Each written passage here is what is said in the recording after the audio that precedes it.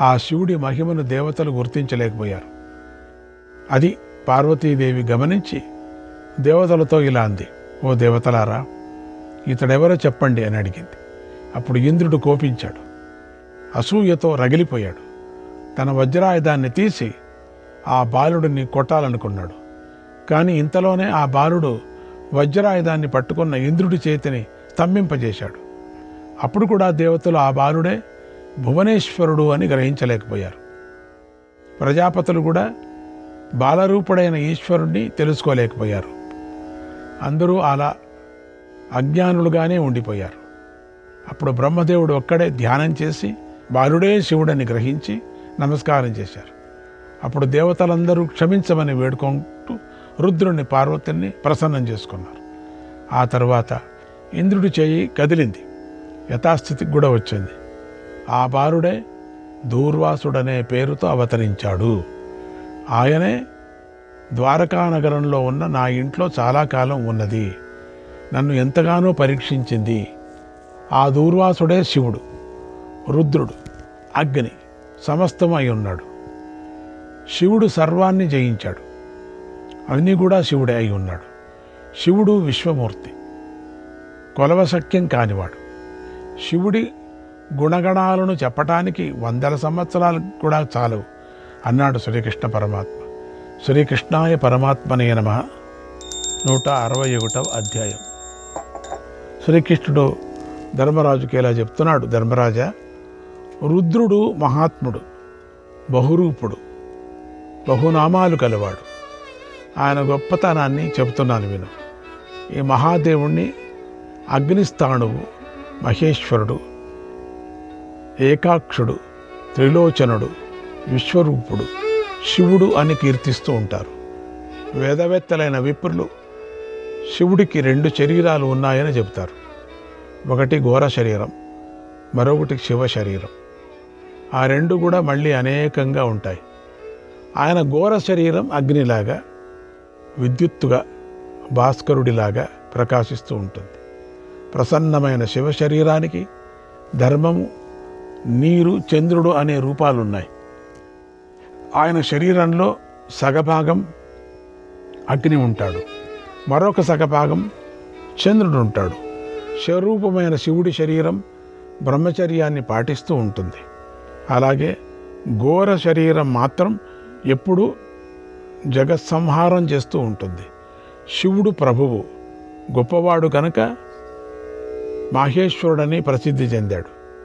ఇక శివుడు మహాదేవుడు. ఎలా అయ్యాడంటే, శివుడు దేవతలలో ఎంత గొప్పవాడిగా ఉన్నాడు. శివుడికి సంబంధించి ఎన్నో గొప్ప విషయాలు ఉన్నాయి. విశాల విశ్వాన్ని శివుడు పాలిస్తున్నాడు. ఆ కారణాల చేత శివుడు మహాదేవుడిగా కీర్తించబడ్డాడు.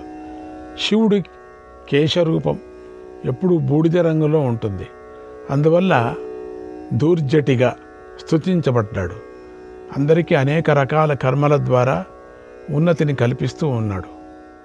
మానవులకు శుభాన్ని ప్రసాదిస్తున్నాడు. అందువల్ల కూడా స్వామికి శివుడనే పేరు సార్థకమైంది. ఇక స్థాణువు ఎలా అయ్యాడో విను. స్థాణువు ఊర్ధ్వభాగం నుండి మందుండి మానవుల ప్రాణాలను హరిస్తాడు కదా, స్థిరంగా ఉంటాడు. ఆయనకు సంబంధించింది లింగ విగ్రహం మార్పు లేకుండా ఉంటుంది. కనుక శివుడు స్థాణువుగా స్తుతించబడ్డాడు. భూత భవిష్యత్ వర్తమానాలతో శివుడికి సంబంధించిన బహువిధాలైన చరాచర రూపాలు ప్రకటితమవుతూ ఉంటాయి. కనుక శివుణ్ణి బహురూపుడు అంటారు. శివుడి శరీరం అందే సమస్త దేవతలు ఉంటారు. కనుక శివుణ్ణి విశ్వరూపుడు అంటారు. శివుడు నేత్రం నుండి తేజస్సు ప్రసరిస్తుంది. కనుక పరమేశ్వరుణ్ణి సహస్రాక్షుడు, ఆయుతాక్షుడు, సర్వతోక్షిమయుడు అంటారు. నిజానికి శివుడి నేత్రాల సంఖ్యకు అంతే లేదు. శివుడు గొప్పతనాన్ని చెప్పు, మేము వినాలనుకుంటున్నాం అని కోరారు. శివుడు ఇలా చెప్పాడు, ఓ ఋషులారా, శ్రీహరి బ్రహ్మదేవుని కంటే గొప్పవాడు, శాశ్వతుడైన పురుషుడు, బంగారు వర్ణం వంటి రంగువాడు, మేఘాలు లేని ఆకాశంలో ఉదయించిన సూర్యుడిలాగా ఉంటాడు. ఆయనకు 10 చేతులు ఉంటాయి. ఆయన గొప్ప తేజస్శాలి. దేవతల శత్రువులను నాశనం చేస్తాడు. అంటే శ్రీవత్సం చిహ్నం గలవాడు ఋషికేశుడు. సర్వదేవతలకు శ్రీహరి పూజ్యుడు. బ్రహ్మదేవుడు ఆయన ఉదరం నుండి పుట్టాడు. నేను ఆయన శిరస్సు నుండి పుట్టాను. తల వెంట్రుకల నుండి నక్షత్రాలు, రోమాల నుండి దేవతలు పుట్టారు. ఋషులు శ్రీహరి దేహం నుండి పుట్టాను. శాశ్వత లోకాలు ఆయన దేహం నుండి పుట్టాయి. ఆయన బ్రహ్మదేవుడికి సర్వదేవతలకు ఆశ్రయస్థానమై ఉన్నాడు. చరాచరాత్మకమైన భూమండలానికి సమస్త ప్రాణులకు ఆయనయే సృష్టికర్త, రక్షకుడు అయి ఉన్నాడు. ఆయననే ప్రళయకారకుడు, ముల్లోకాలకు అధిపతి. ఆయనే దేవతా శ్రేష్ఠుడు, దేవతలకు ప్రభువు, శత్రుంజయుడు, సర్వజ్ఞుడు, సర్వవ్యాపకుడు, సర్వంతర్యామి, అన్ని వైపుల ముఖాలు గలవాడు. ఆయనయే పరమాత్మ ఋషికేశుడు. సర్వవ్యాపకుడు, మహేశ్వరుడు. ఆయన కంటే గొప్ప వ్యక్తి ముల్లోకాల్లో లేడు. ఆయన సనాతనుడు. గొప్పతనాన్ని చెప్పు, మేము వినాలనుకుంటున్నాం అని కోరారు. శివుడు ఇలా చెప్పాడు, ఓ ఋషులారా, శ్రీహరి బ్రహ్మదేవుని కంటే గొప్పవాడు. శాశ్వతుడైన పురుషుడు. బంగారు వర్ణం వంటి రంగువాడు. మేఘాలు లేని ఆకాశంలో ఉదయించిన సూర్యుడిలాగా ఉంటాడు. ఆయనకు 10 చేతులు ఉంటాయి. ఆయన గొప్ప తేజస్శాలి. దేవతల శత్రువులను నాశనం చేస్తాడు. అంటే శ్రీవత్సం చిహ్నం గలవాడు ఋషికేశుడు. సర్వదేవతలకు శ్రీహరి పూజ్యుడు. బ్రహ్మదేవుడు ఆయన ఉదరం నుండి పుట్టాడు. నేను ఆయన శిరస్సు నుండి పుట్టాను. తల వెంట్రుకల నుండి నక్షత్రాలు, రోమాల నుండి దేవతలు పుట్టారు. ఋషులు శ్రీహరి దేహం నుండి పుట్టాను. శాశ్వత లోకాలు ఆయన దేహం నుండి పుట్టాయి. ఆయన బ్రహ్మదేవుడికి సర్వదేవతలకు ఆశ్రయస్థానమై ఉన్నాడు. చరాచరాత్మకమైన భూమండలానికి సమస్త ప్రాణులకు ఆయనయే సృష్టికర్త, రక్షకుడు అయి ఉన్నాడు. ఆయననే ప్రళయకారకుడు, ముల్లోకాలకు అధిపతి. ఆయనే దేవతా శ్రేష్ఠుడు, దేవతలకు ప్రభువు, శత్రుంజయుడు, సర్వజ్ఞుడు, సర్వవ్యాపకుడు, సర్వంతర్యామి, అన్ని వైపుల ముఖాలు గలవాడు. ఆయనయే పరమాత్మ ఋషికేశుడు. సర్వవ్యాపకుడు, మహేశ్వరుడు. ఆయన కంటే గొప్ప వ్యక్తి ముల్లోకాల్లో లేడు. ఆయన సనాతనుడు. ప్రాణులను అన్ని విధాలు రక్షిస్తాడు, వాటితో క్రీడిస్తాడు. శివుడే ప్రాణులందరికీ అధిపతి. ఈ కారణం వల్లే శివుడు పశుపతి అయ్యాడు. మానవుల బ్రహ్మచర్యాన్ని పాటిస్తూ శివుడి స్థిరలింగాన్ని పూజిస్తే అతడు ప్రసన్నుడవుతాడు. విగ్రహం పూజయేద్యో వై, విగ్రహం పూజయేద్యో వై, లింగం వాపి మహాత్మనః, లింగం వాపి మహాత్మనః, లింగం పూజయిత నిత్యం, లింగం పూజయిత నిత్యం, మహతీం శ్రియమశ్నుతే, మహతీం శ్రియమశ్నుతే. శివుడి విగ్రహాన్ని పూజించిన, శివలింగాన్ని పూజించిన నరుడు గొప్ప సంపదను పొందుతాడు. నిత్యము శివలింగాన్ని పూజించేవాడు శివుడికి ప్రియమైన వాడవుతాడు. ఋషులు, దేవతలు, గంధర్వులు, అప్సరసలు నిత్యము శివలింగాన్ని ఆరాధిస్తూ ఉంటారు. శివలింగ ఊర్ధ్వలోకంలో నెలకొని ఉంటుంది. ఎప్పుడు ఆ లింగాన్ని పూజిస్తే మహేశ్వరుడు ఎంతో సంతోషిస్తాడు, తన భక్తులకు సుఖాన్ని అనుగ్రహిస్తాడు. శివుడే శ్మశానాలలో అగ్ని రూపంలో దహనాన్ని చేస్తూ ఉంటాడు. అక్కడ శివస్మరణ చేసిన వారు వీరులు పొందే ఉత్తమ లోకాలను పొందుతారు. శివుడు సర్వప్రాణుల శరీరాల్లోనూ మృత్యురూపుడై ఉంటాడు. ప్రాణము, అపానము మొదలైన శరీరాలు ధరించిన వారిలో శివుడు వాయురూపంలో సంచరిస్తూ ఉంటాడు. శివుడికి అనేక రూపాలున్నాయి. అవి ఘోరంగా ఉంటాయి, వెలిగిపోతూ ఉంటాయి. ఆ రూపాలన్నీ పూజించదగినవే. పండితులకు ఆ రూపాలన్నీ తెలుసు. శివుడి గొప్పతనం, శివుడి సర్వవ్యాపకత్వం, శివుడి దివ్యకర్మల కారణంగా దేవతలలో అనేక యథార్థ నామాలు ప్రపంచంలో ఉన్నాయి. వేదంలో శతరుద్రీయం అనేది గొప్ప స్తుతి. పూర్వం వ్యాసమహర్షి కూడా శివుణ్ణి గొప్పగా స్తుతించాడు. శివుడు సమస్త లోకాలను అభిష్టాలను ప్రసాదిస్తాడు. ఈ గొప్ప విశ్వమంతా శివుడి రూపమే. విప్రులు ఋషులు శివుడునే సర్వజ్యేష్ఠుడిగా చెబుతున్నారు. దేవతలలో శివుడే ప్రధానుడు. తన ముఖం నుండి శివుడు అగ్నిని సృష్టించాడు. శివుడే నానావిధ గ్రహబాధలు అనుభవిస్తున్న ప్రాణులను విడిపిస్తాడు. పుణ్యాత్ముడైన శివుడే అందరికీ శరణ్యుడు. ఆ స్వామి శరణాగతులు ఎప్పుడూ విడిచిపెట్టడు. శివుడు ఆయస్సును, ఆరోగ్యాన్ని, అధికారాన్ని, ధనాన్ని, కోరికలను మానవులకు ధారాళంగా ప్రసాదిస్తాడు. శివుడే ఇచ్చేవాడు, తిరిగి పుచ్చుకునేవాడు కూడా వాడే. ఇంద్రుడు మొదలైన దేవతలు కూడా శివుడి అధికారంలో పడి నడుచుకుంటూ ఉంటారు. శివుడే ముల్లోకాలకు నిత్యము శుభాలను అశుభాలను ప్రసాదిస్తూ ఉంటాడు. అన్ని కోరికలకు శివుడే అధీశ్వరుడు కావటం వల్ల ఈశ్వరుడు అయ్యాడు. శివుడే గొప్పవారికి కూడా ఈశ్వరుడు. బహుభిర్ విదితై రూపై బహుభిర్ విదితై రూపై విశ్వం వ్యాప్తమిదం జగత్ విశ్వం వ్యాప్తమిదం జగత్. శివుడే వివిధ రూపాలలో ప్రపంచమంతటా వ్యాపించి ఉన్నాడు.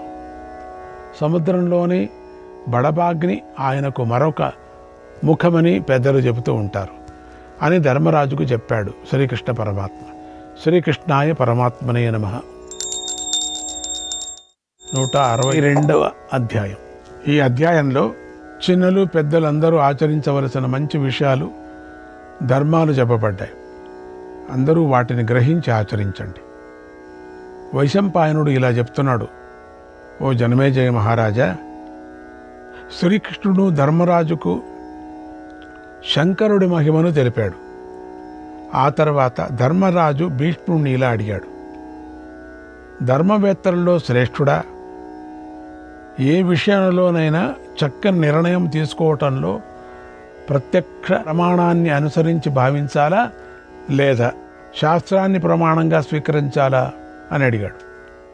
భీష్ముడు ఇలా చెప్పాడు: ఓ బుద్ధిమంతుడా, సందేహం అనేది తేలికగానే వస్తుంది. అయితే అప్పుడు నిర్ణయం తీసుకోవటమే చాలా కష్టమైన పని. నువ్వు చెప్పిన ప్రత్యక్షము శాస్త్రము రెండూ కూడా అనంతాలు. ఈ రెండిటిలోనూ సందేహం ఉండనే ఉంటుంది. బుద్ధిమంతులుగా భావించుకునే మోసగాళ్ళు ప్రత్యక్షాన్ని చూస్తూ కనిపించని సత్యాన్ని లేదని నిశ్చయం చేసుకుంటారు, లేదా సందేహిస్తూ ఉంటారు. అందుచేత వారు మూర్ఖులు. వారు తాము పండితులమని అనుకుంటారు, కానీ పండితులు కారు.